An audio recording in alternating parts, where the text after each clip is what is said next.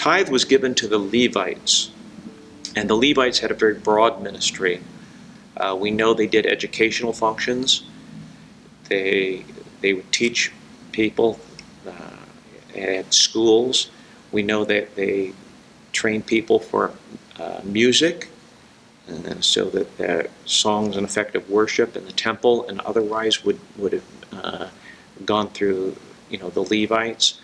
They had charitable functions. So they had a very broad aspect. In other words, what we call Christian ministries were in effect Levitical ministries in the Old Testament.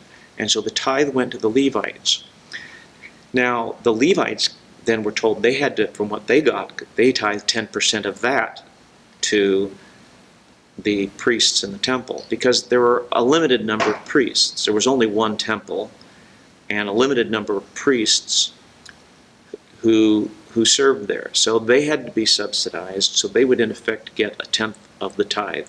So individuals got to pick this group of tithes or that group of tithes. Maybe particularly they wanted to give it to this group of tithes because they were very much wanted to support this education work. Another group of Levites were doing more in the way of music. So they could choose which Levite group they gave their tithe to. And then a tenth of that, that is 1% of all income, went to the priests to support the temple. And it was the individual family, and really the individual ultimately, who was responsible for the giving of the tithe and the administration of the tithe.